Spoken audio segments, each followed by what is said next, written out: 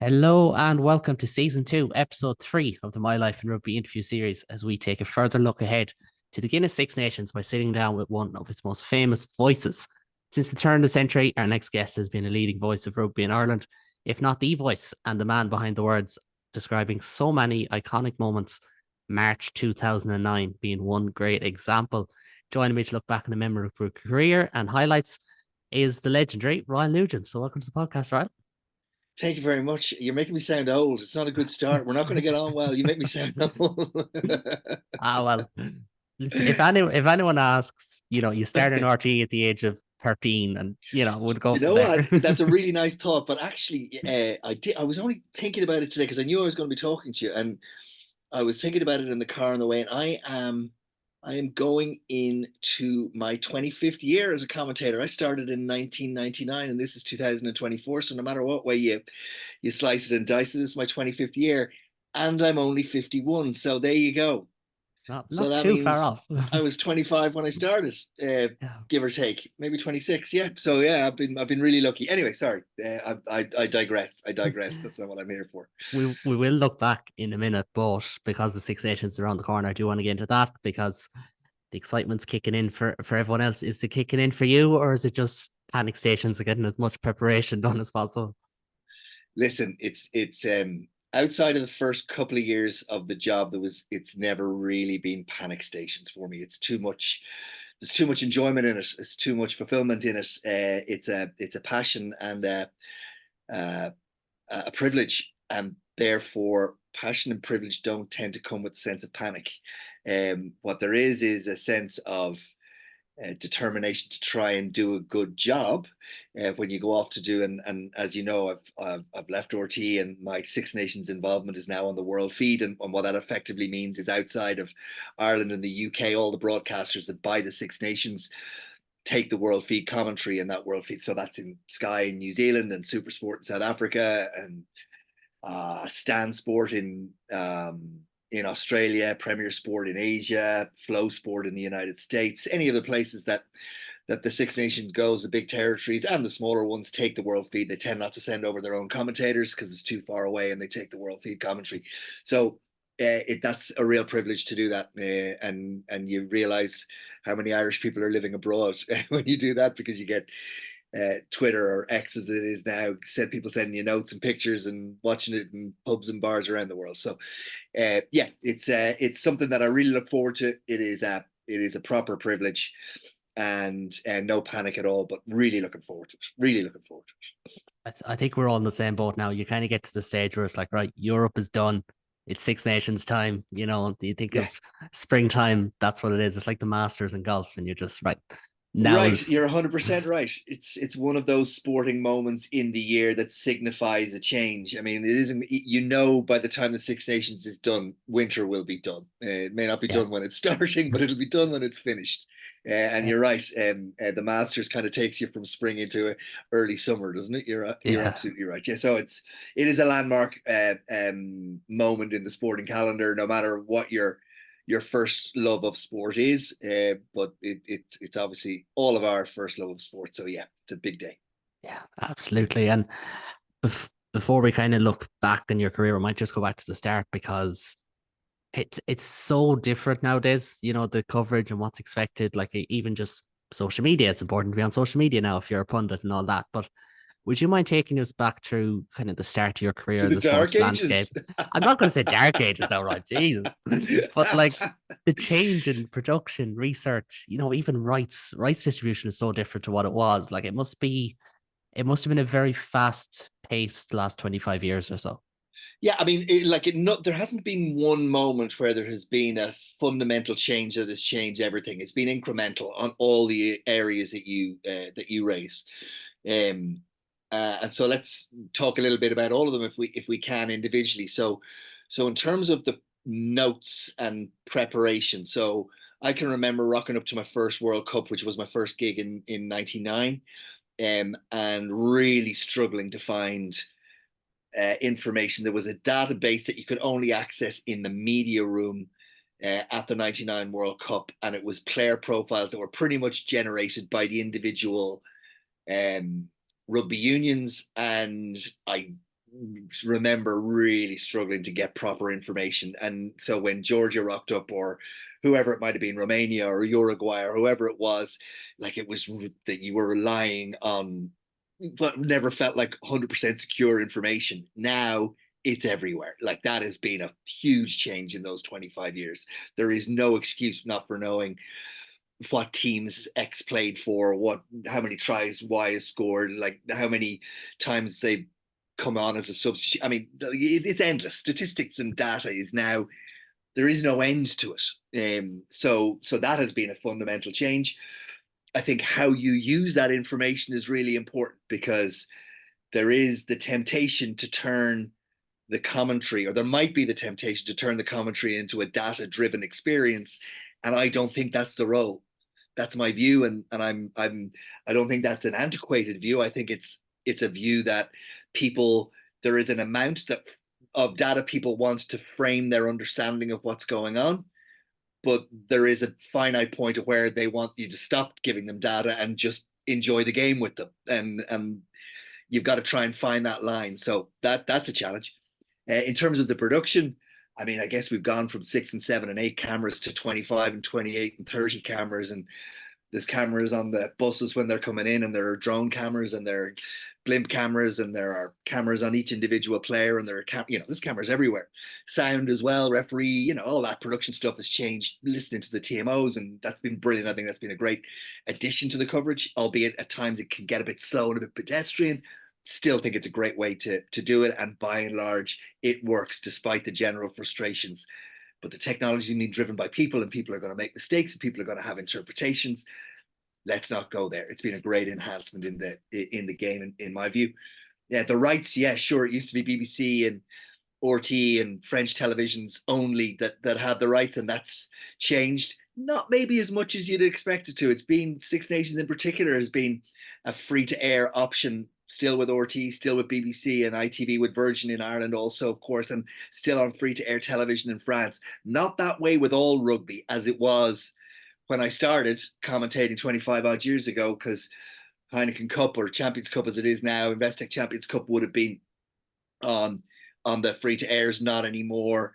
There was no URC. Geez, I am old. But when the first version of that first iteration of that came along, the Celtic League, it was on free-to-air television. So yeah, a lot of stuff around the periphery on the Sky, BT, TNT, Viaplay, Premier, TG Car have also played their role. There's a lot more broadcasters. I think there is a frustration from rugby supporters that there are too many broadcasters involved in order to watch URC, Champions Cup, Top 14, Rugby World Cup, Six Nations, November Internationals. You really do need 2 or 3 subscriptions on top of your free to air, and that can be a frustration, and I get that. It is very disparate for a viewer to try and grab a hold on, and yet it needs to be in order to generate the revenues. So there's a tricky balance to find there. That has, again, another fundamental change. But look, everything changed, and everything will continue to change and evolve. If you're the same person now, or doing the same thing now in 5 years the same way, you probably haven't evolved a huge amount. So everything evolves, everything changes, everything moves on, hopefully by and large for the better. Not always. Not always, but most of the time. And you could probably point to the likes of Netflix documentaries, like something like that was just not a thing. I know we had like Living with the Lions and all those back in the days, but they were coming out like, on video, and sporadically. Yeah. On video, now you're showing your age.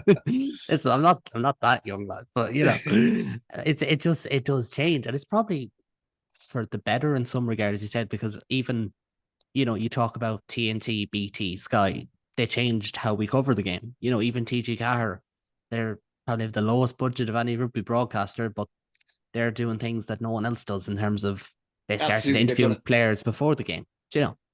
They and I think the broadcast industry in general has done the game of rugby a power of good in terms of its coverage. I think the innovation in rugby, if you compare it with soccer, for example, has been in terms of the engagement with the players, the ability to move around the stadium and interact with the coaching staff, etc. is just, there's no parallel with football as an example.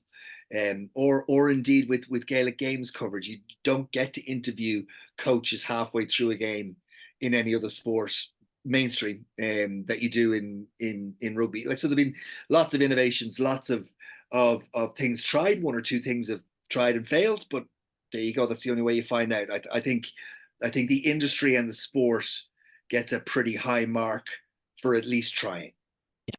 Absolutely. And that's always a good thing. Yeah, The fact that they are trying, they are looking, because there's plenty of things the rugby don't try at either, so like yeah, you have to take the good with the bad. yeah. I do want to touch on just the commentary route that you went into. Sure. Obviously, it's what you're synonymous for, but like, was that always the end goal for you, or how did you find yourself? Yeah. I think 99 you said was your first Yeah, your first it gig. wasn't a goal at all. It wasn't a goal at all. I was happily working away as a reporter and presenter in RT, and I started there in maybe '94 as a kids sports TV presenter, and then I kind of graduated to Sunday night magazine or roundup program of results program.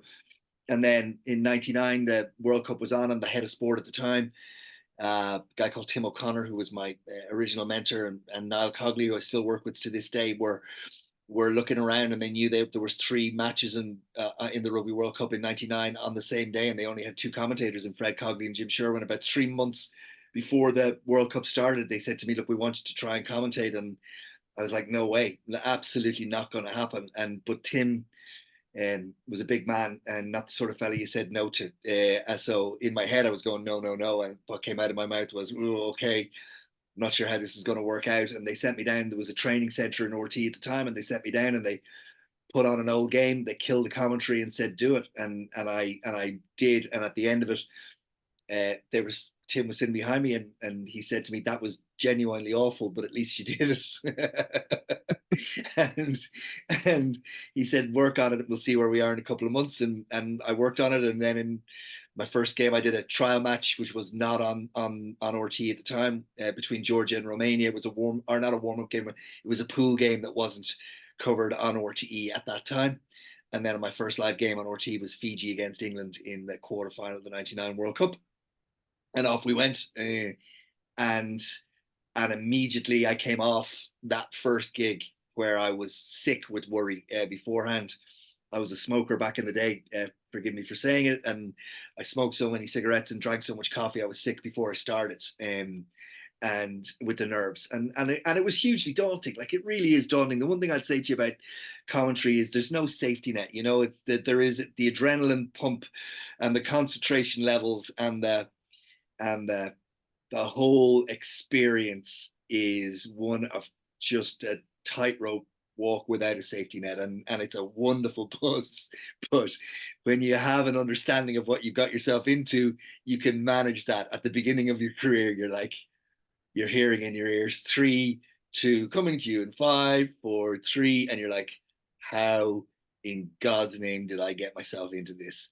And then they go, you're on, and you stumble through the first couple of words, and then you somehow find a rhythm, you hope, which I kind of did, and then you come off the other end and you go, whoa, I'm going to try that again. I want to try that again. And I was really lucky, really, really lucky in that Fred and Jim, from my perspective, were towards the end of their careers. And by the time 2004 came around, 5 years later, they were both. Fred had gone in 2002. Jim, I think, finished in 2004. And all of a sudden, at 30 odd years of age, I was the guy who was in the box seat, and no one said, you're not doing it. And I was like, okay, I'm going to keep going. And then I get a Heineken Cup final for Munster in 2006, which is probably the first really big game I did, like, in terms of it being close to a national occasion. And that's another level from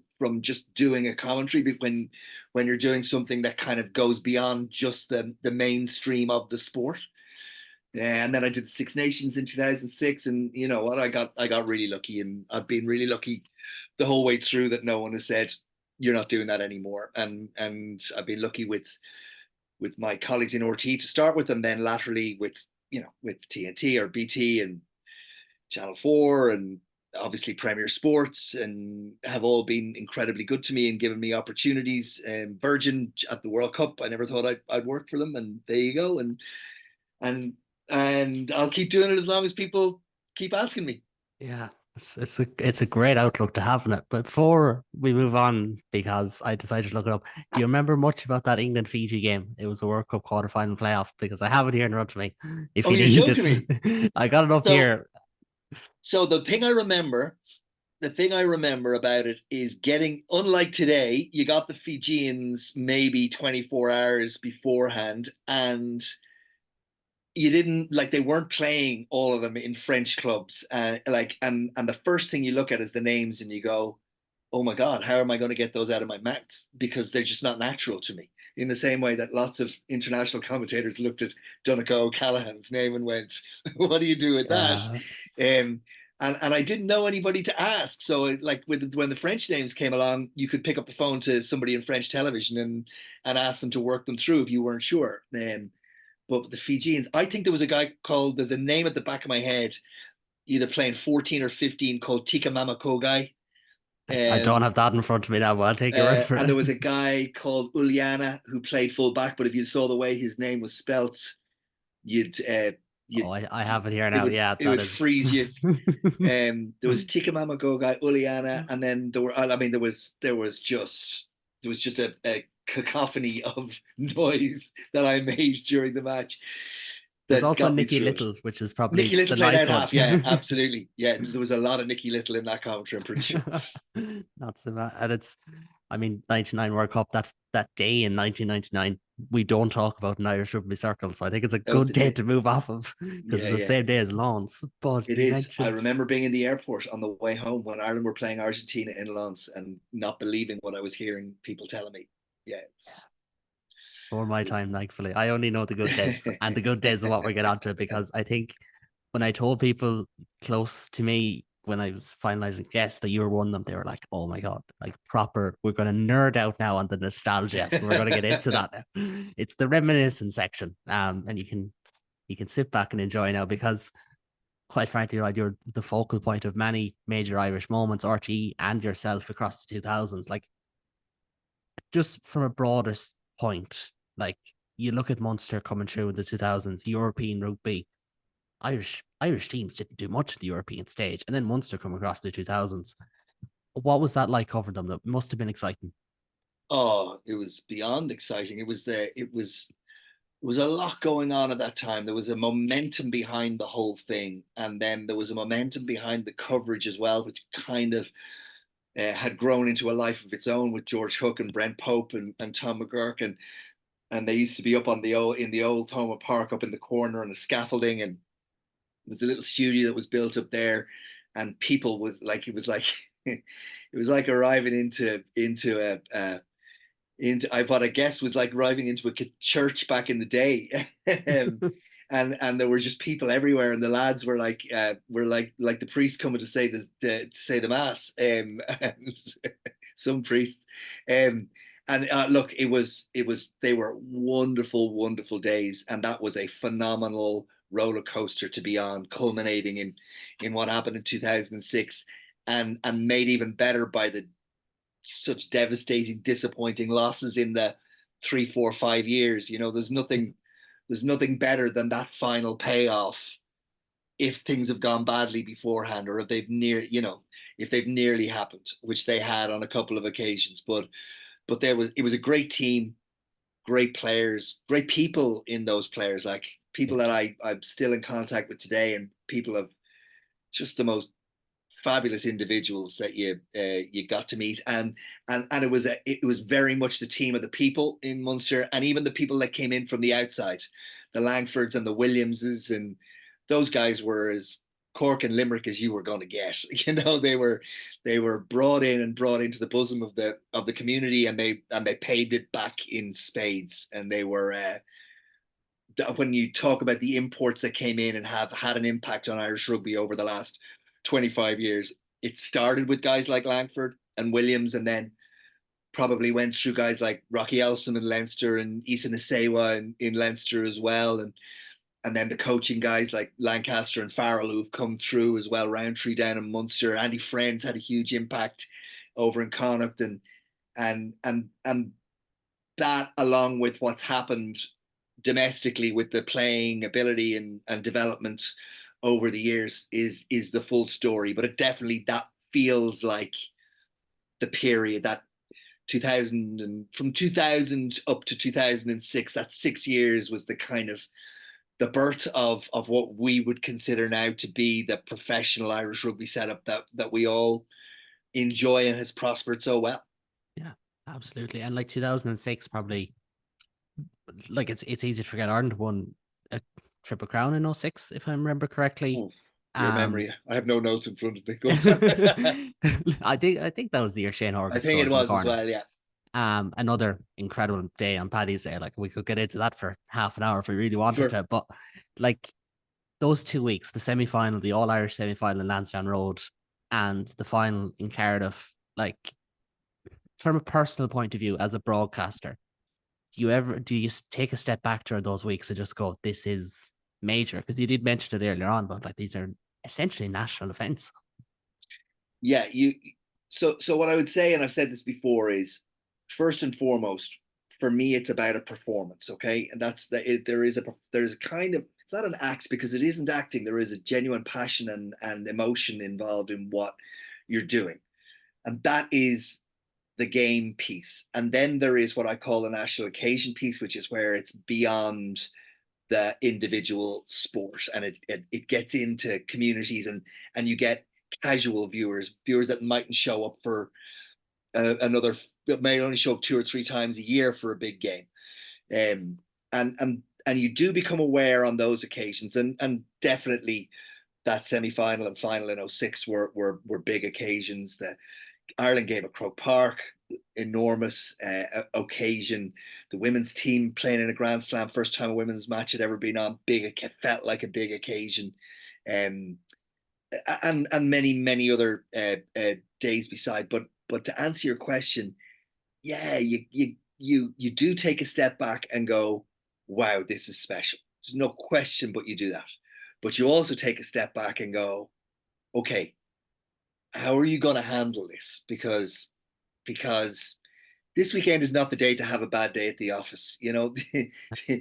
Like the Ireland England matches still stands out specifically as being that day of all of the days, and there have been so many I've been grateful for, that I was the most nervous in terms of the actual broadcast, not because I was worried about the commentary, but I was worried about all the stuff that went around it and how that you would handle that if it went wrong, if there was booing in the anthem, or if there was of the English anthem, if there was, trouble outside the ground, there were people making all sorts of noises and saying all sorts of things that in the end we should never really have worried about. It was a noisy minority who were trying to stir it up, and that became apparent very quickly. But you do go through that process as a broadcaster, whether it was that or whatever else, other games and what other things that have been thrown up, where you're very conscious of making sure that you're as prepared as you possibly can be and have thought about covering different eventualities. You can't prepare for them because, as I said to you at the beginning, it's live. You don't know what's going to happen, and your job is to manage that as it unfolds. 99 times out of 100, that's just a sporting event. 1 in 100, it might be something a little bit more than that. And you just have to make sure you're able to cope with and deliver that moment in a way that people feel enhances it, explains it, makes it a better experience for them. That's what it is. So I've often been asked, how do you not swear? How do you not get caught up?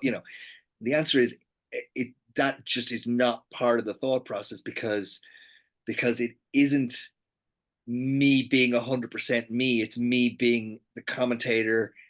I am. It's really hard to explain. I find it hard to explain this sometimes, which is interesting considering what I do for a living. But it is me. It is real. It is absolutely the emotion. But it's the act part of it is that you are portraying how you see it through the viewer's eyes, and you are very consciously thinking about what you're doing. You don't do that in your day to day. When I'm watching a match at home with my son or my daughter, like I'll light the room up with bad language because I become emotionally engaged with the game. When I'm commentating, I am emotionally engaged with the game, but I'm also emotionally engaged with my performance, and that stops you.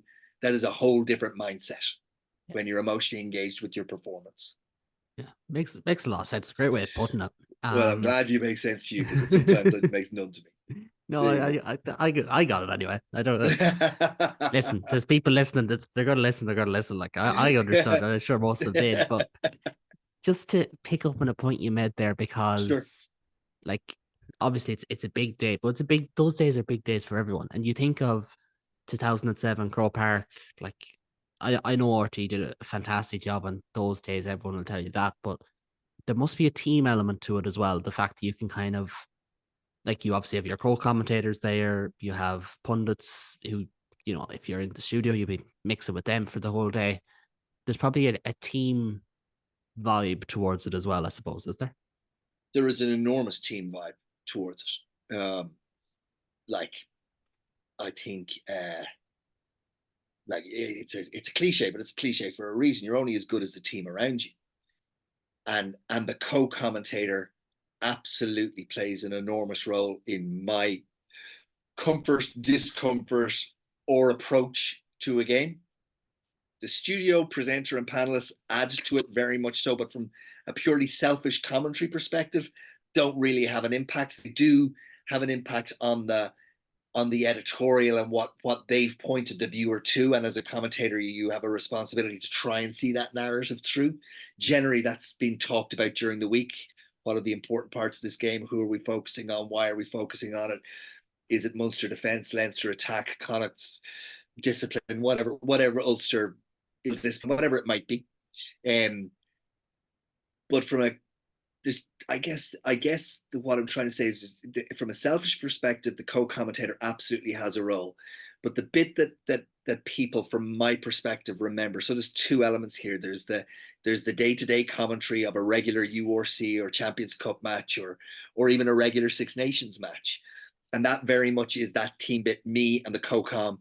And there have been there's some guys I absolutely adore working with, and there are one or two where I see them and I go, oh no, this is going to be tricky because they work in a different way to the way I feel comfortable. It's nothing to do with their ability. It's just there is that relationship and rhythm that you find with a co-commentator. But the selfish bit where it doesn't matter about any of that are the bits that people tend to remember, which are the final whistle when Munster win, O'Gara's drop goal, Tommy Bowe, like those bits. They're the bits that you know are going to be replayed, and they're the bits that you need to be at your peak. You need to perform. You need to find a way of enhancing those moments. That's individual moments in a match. The actual full piece of the live match is 100% a team effort.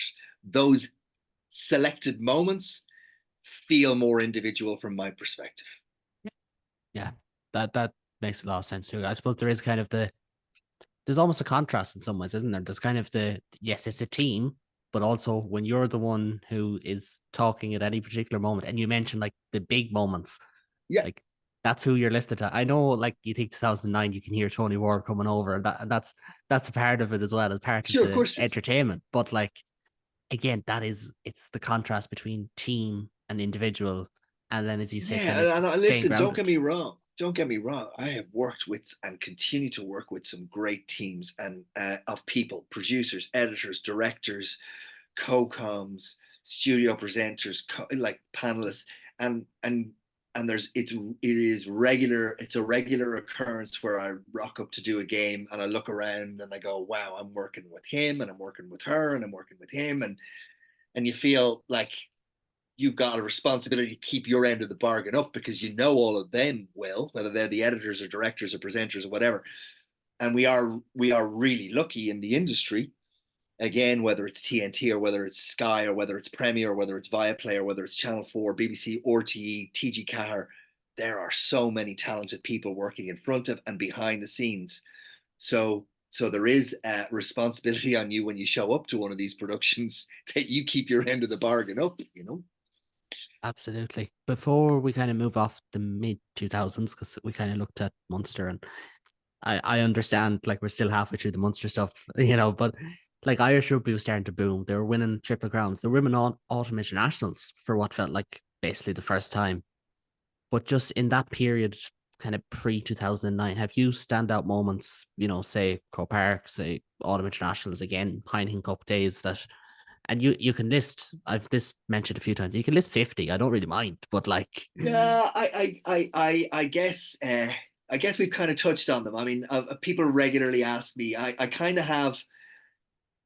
I've settled in my head on the best games involving Ireland or Irish teams that I've enjoyed um, being at, and then I've got another kind of 4 or 5 games that stand out that had no Irish involvement whatsoever that I was lucky to commentate on, and the same kind of with players as well. I have my 4 or 5 favorite players that have played for Ireland, and that's not necessarily based on pure ability, but on other things. And then I have 4 or 5 players that so, and then the rest kind of, it's not that it blurs in, it's all, the rest is just part of a wonderful thing that I get to do. So the games that are there are the games that have always been there. That Munster first victory in 06 will always stand out because it was the first one, albeit that Ulster had won one in 99, but they'd won it without the English teams in it, and so it felt a little less complete, and that isn't in any way disrespectful. It just is what it yeah, is, and 06 was the end of a journey. And then definitely the Grand Slam game in the Millennium stands out. 7, and then was that 07? Yeah, that was a 7, and then 09. 09, I should say, Yeah, and then the Croke Park game is definitely right up there. The women's game in Italy, where they, in an absolutely the coldest game I've ever been at in my life, the coldest I've ever been at a game, the Grand Slam game in the mud in the Paravaggio with a group of women who I just have nothing but time for as people as well, and I've been lucky enough to meet many of them over the years. They're just a fabulous group, and they were a real moment in time. Game I didn't do that stands out was the Leinster Northampton game in the final of the what was then the Heineken Cup. So those games just are special, yeah. really special to me, and I'm hoping that some of them get replaced over the next 25 years. Yes, hopefully better days are to come. You mentioned non-Irish games. Does any jump out to mind straight away? Yeah, 1 or 2 of them without a shadow of a doubt. There was a brilliant quarterfinal between England and Wales of the World Cup at 2003 in Australia. And if you haven't seen it, you should look it up. It was end to end. It was just phenomenal. There were brilliant tries scored. England were heavy favourites, and Wales gave them a massive fright. And I did that game, believe it or not, with Matt Williams as a co-commentator, and in Australia, in Brisbane, and that is a fabulous memory. And then one for the bucket list, from my bucket list, which was to commentate on New Zealand in New Zealand and to do a Rugby World Cup final between New Zealand and France, which wasn't necessarily the best game of all time. In fact, it wasn't. Yeah, But as an occasion, and being there and having watched, and George Hamilton's old saying, "A nation holds its breath," his yeah, wonderful commentary line from the Soccer World Cup back in '90. Well, I watched a nation have a collective heart attack for 2 weeks on the lead up to that final, and because they were just so heavily invested in it, and to be in that atmosphere and to watch it when you don't have any skin in the game was something really special to watch and to be involved in, and to be involved in a New Zealand Rugby World Cup was just really lucky, really lucky. And then there've been a couple of other games, Six Nations games, predominantly France-England matches back in the early noughties and mid noughties, which were really good. So yeah, there's loads of good ones, loads of good ones. that's There's a good. couple of bad ones as well. We won't get into that now. We can. I'll tell you the worst of the lot. And I only had this conversation with James Tracy recently, the former Leinster hooker. Leinster played Zebre maybe 4 years ago in the lashing rain and beat them 3-0. It was the worst 85 minutes of commentary ever delivered by anyone ever. It was so bad, the whole thing. Anyway, that's the worst. That's the other extreme. It's not often Leinster on the worst list considering all Oh they've no, won, man! but It was might be they were refreshing. like they were awful. Zebre were awful, and I'm pretty sure I was awful as well. It was one of those that you go, you know what? We'll just put that one down to experience and walk away. I suppose. We have to jump into 2009 for a minute because, like, you talk about a nation holds its breaths. I don't think a nation has ever seen a ball fly so slowly as Stephen Jones's kick in Cardiff that day. It felt like it was in the air forever. Yeah, Like a game like that, again, the nerves, is there a nervous factor because you're going over there doing it again? It's going to be huge. But Ireland had so much heartbreak before that. Like it must be somewhat yeah, daunting as well. yeah. There are nerves every single week, and if there aren't, then there's something wrong. I've never not like this. There's sometimes I get ridiculously nervous, even on what I would describe as a very straightforward game. What it all has in common, though, is once I start, it's over, and it doesn't matter whether it's an enormous occasion or whether it's a run of the mill round 9 URC in November. Like it really doesn't, because it's a job, and you're in your rhythm, and you have done your prep, and you just try to get on the wave and ride it as best you can. So I wouldn't say that there are no additional nerves other than, as the only time I can really put my hand on my heart and say there were additional nerves was Munster's 2006, because I hadn't done a game that big before, and the Ireland Croke Park game because I was afraid of what I didn't know would happen, if that makes sense. Yeah. I was afraid of the external stuff. Yeah. So they're the only 2 times that I felt a different type of nervousness. The rest of the time, that ebbs and flows depending, I guess, on whether I feel overly prepared or not prepared, or whether I've thought about it, or it just gets into your head and you can get nervous for no particular reason. I can't quite explain to you why. That 2009 Grand Slam game, the Stephen Jones, it's funny you should say that. That was, there's a pause. There's a pause from me on that because I'm over on the other side. I'm over on the camera side as you're looking. So as you're looking across, and Stephen Jones is over on the far left by the players' tunnel, and that kick goes, and we're side on to the posts, and I'm like 9 times out of 10, and the director stayed side on. He didn't go behind, or she didn't Yeah. go behind. And I wasn't sure, and I knew how big a moment it was. I was going, you need to be sure here. You can't go, Yeah. it's no, it's not it.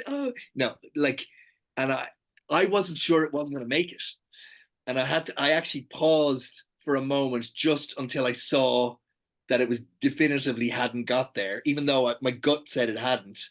It was one of the few times where I went, this is a time to be 100% sure, not Yeah. 99.9% sure. So it's interesting you should say that one, because I can remember it particularly going, oh man, just be sure here. You know? Silence is probably golden at some stages then as well. Like because obviously that's only a momentary pause that you probably don't even notice if you're listening. But like as you said, you do want to be right. Yeah. Silence is an interesting one. Different people have different views on it. I've tried to use the ability to shut up. On occasions, I've definitely said I'm not going to say anything now. Just listen on numerous occasions in commentaries when I don't know, Munster in the middle of the fields of Athenry, and a big, when they're at Wood as a Red Army abroad, generally, and then you when a big moment comes in a game, you try to say the line and then step back and put your hand across your co-commentator and just say, wait, just give it that 5 seconds that gives a sense of something at home, that people at home feel connected into the stadium. So yeah, and then you don't want to be too silent either, because because you're there not to be silent. Yeah. So it's trying to walk that tightrope. I've no doubt that it's an individual thing for people. Some people will say I talk too much, and I can't say that that's unfair. And some people will say I get it right. That Yeah. doesn't mean they're right.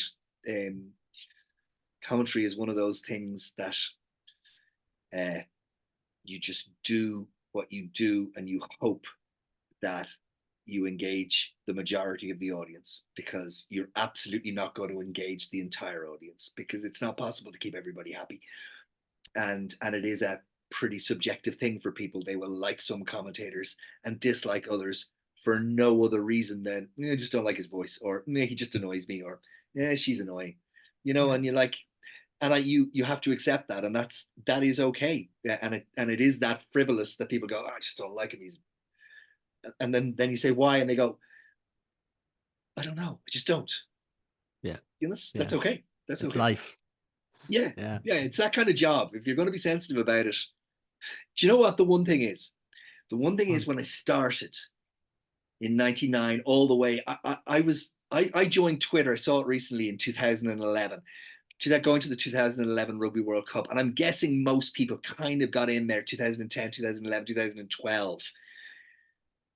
And I had 10 years of settling in where I didn't hear that white noise of people saying he's rubbish, he's crap, and I Yeah. was, no doubt, I was learning on the job. I've no doubt about that. So that was a good thing. I didn't have to deal. Guys and girls that are starting out now, when they do something and they punch their name into Twitter, or they look on Twitter, they're getting a very, very tricky reaction to what they do, and I feel for them, because it's brutal. Yeah. Nobody likes being told they're rubbish. No one likes being told that they're not liked, and it's a not a particularly pleasant place to be. And blocking that white noise out, and recognizing that it is a minority of people, and generally with an axe to grind, that are going to post in these circumstances. Uh, that's hard. It's really, really hard. I didn't have to deal with that for 10 years. And by the time it rolled around, I was like, yeah, I've kind of made my decision. I'm going to do it anyway. So Yeah.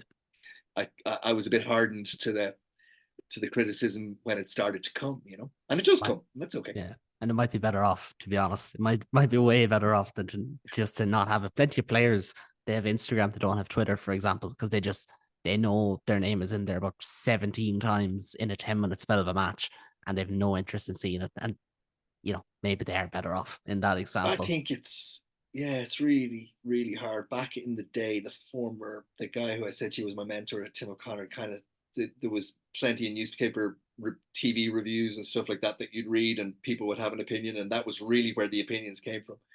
And he always said to me, read it, understand it, rip it up and put it in the bin. Doesn't matter whether it's good or bad. Read it, understand it, rip it up and put it in the bin. It's one person's opinion. So if they think you're wonderful, you're probably not that wonderful. And if they think you're rubbish, you're probably not that rubbish.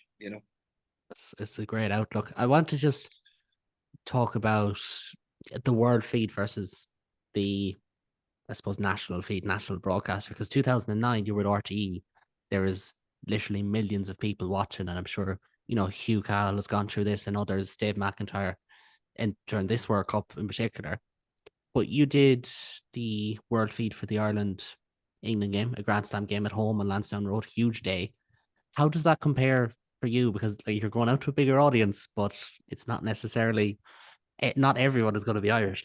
Sure, and it's a really good question. Knowing your audience is part of the gig, and so in Ireland and in French rugby, I think there is a comfort for commentators and broadcasters that 99%, I'm making up percentages, some of the best percentages, 75% of them are good numbers made up on the spot.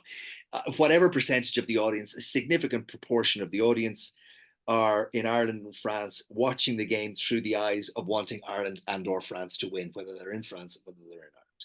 In the UK, it's a lot more complicated, because you could be in, and there's Scottish and Welsh and English viewers, and you've got to tread a far more straight line. So objectivity is really important, but also recognizing your audience is important. So for me, I always, when I was working on RTE or for Virgin or for a predominantly Irish audience, it was about watching it through that majority audience's eyes. It's no different on the world feed, except you know that the majority isn't. So you've got to find the middle. Now, there's a school of thought that if you're Irish, you shouldn't be commentating on Ireland on the world feed, or if you're Australian, you shouldn't be commentating on Australia on the world feed. It just doesn't work out that way. The balance is that generally the co-commentator is from the other country. So that Ireland England match I did with Dowie Morris, formerly of Sky and former English international. So that kind of balances up those voices from a neutral perspective. There's one from both sides, even though the commentator really shouldn't be bringing too much of their own personal agenda to it. So you do go in with a very different, but it was no different to the Leinster Munster games over the years, particularly the Leinster Munster games. And I always knew I was okay when I got abused equally by Leinster and Munster supporters for being one-eyed in the opposite direction. So if I came off and all the Leinster guys were going, "You're just Munster dressed up," and Munster guys were giving me dog's abuse for being a Leinster supporter, I went home and had my glass of wine comfortable in the knowledge that I probably hit it right down the middle. Yeah. As a Munster fan who was at the Aviva Stadium game and watched it back afterwards with yourself, and I think it was Stephen Ferris and John Barkley back in May, I think it was. I think he hit it out of the park, but we did win, so of course I'd say that, that's the other side of it. But I suppose it's just about now at this stage, just looking back, because we've mentioned so many great games. There's probably 150 other ones that we could get into. I'm trying to think off the top of my head, but I suppose Six Nations deciders, Heineken Cup finals probably jump out, to be honest, just from just spitballing here. Are they the ones that kind of would have made you sit up? I know you mentioned the Munster one in 06, but like 08, it was highlights. So there's probably a different feel to that. And then you think of 2015 against Scotland. Yeah, Ireland think they're in the Six Nations, but it could have went differently if England France went. Like they're probably such a balancing act into these things as well. Yeah, there's a balancing act. Yeah, I mean, one thing I think surprises people maybe a little is that you tend to move on from them pretty quickly. Like there are those standout games and there are those standout moments, but like I was counting it up the other day. I've done 25 commentaries already this season, or 24 commentaries already this season. So you move on pretty quick to the next one, and part of the routine is to try and forget the 46 names that you learned last week and put another 46 in for this week, and try and come up with a different angle on and your approach, that you don't become stale and you don't get yourself into territory that you don't want to go to. So it's I have those moments that are special, and then I have lots of other moments that when I go back and look at something, I go, "Oh, that reminds me, that was good," but I don't. It's just I guess your brain can only or my tiny brain can only carry around so many great memories, and then the rest sort of fade away a little bit. But Yeah. but when you bring them back up, you go, "Oh yeah, I remember that." Like you just said the Scotland thing there, I completely forgotten about that. That was a great day. That was a brilliant day. That was a weird day. I think that's what that Yeah, was, because there yeah, was it just was this. brilliant though. Oh, this you win the Six Nations, it's great, but you're sitting around and you're waiting. And it's like, okay, can England kick the ball, or can France kick the ball out here? And they try to run it, and it's such a. As a fan, it was horrible in some ways, but it was Yeah, great. yeah, yeah, hundred And percent. there's plenty of games like that, I suppose.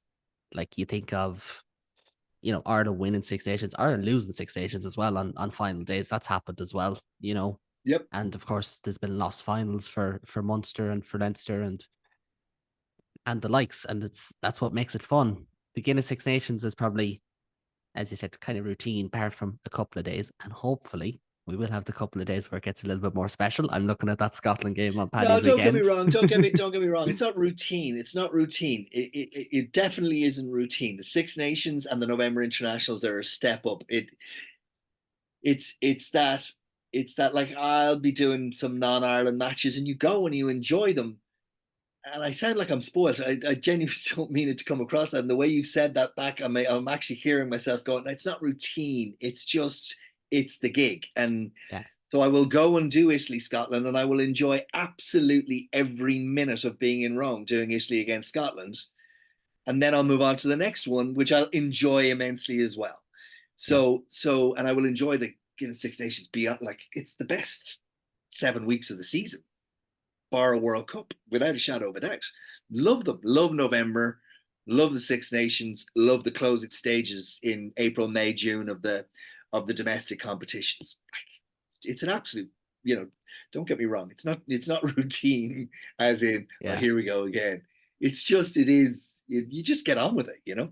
Yeah, I suppose you did mention Ireland England games are the ones that make you perk up. Probably you could add like New Zealand to that, I suppose, in the November. Like they always feel different. Yeah, yeah, yeah. You can add any of the southern hemispheres. Well, I guess Australia falling off the wagon a little bit. I don't subscribe to the view that the Lions are going to go down there next year and have it all their own way and win all the tests and win all the. I just don't see that. I think Australia will get their act together. They're a very proud nation. They will not allow that to happen. I really don't see it.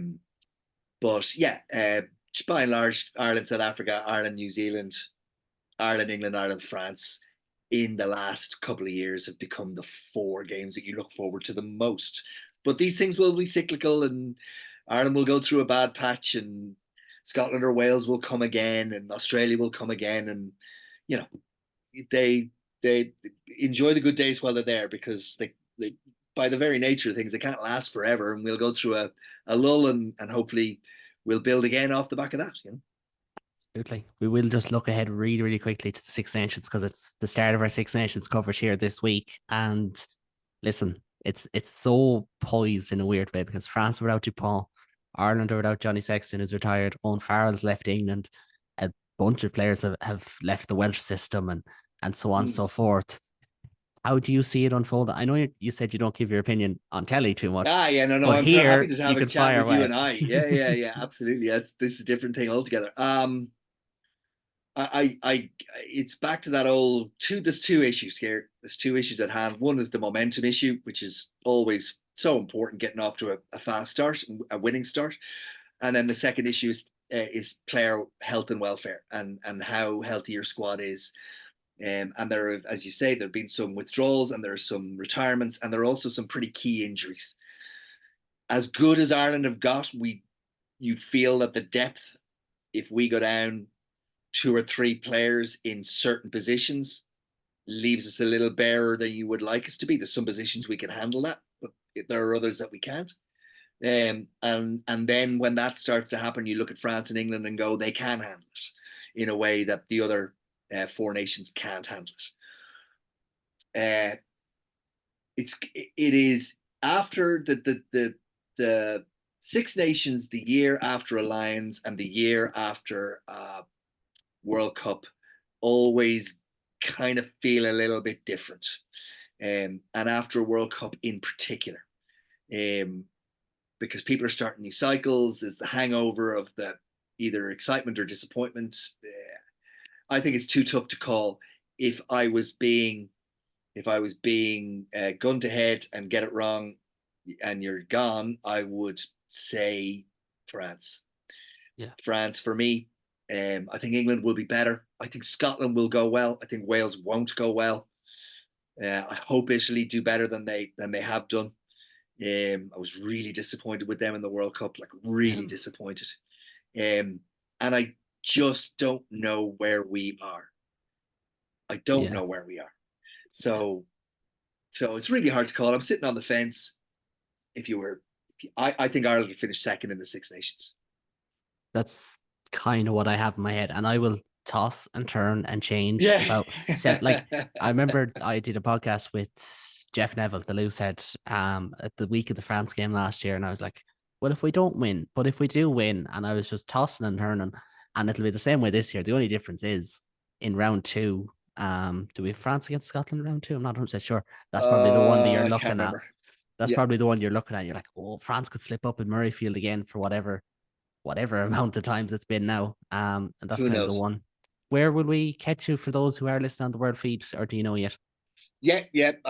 That list stands. It's Sky New Zealand, Stan Sport in Australia, Super Sport in South Africa, Flow Sport in the United States, Premier Sports in Asia, and wherever your local station is, if you're not in Ireland or the UK.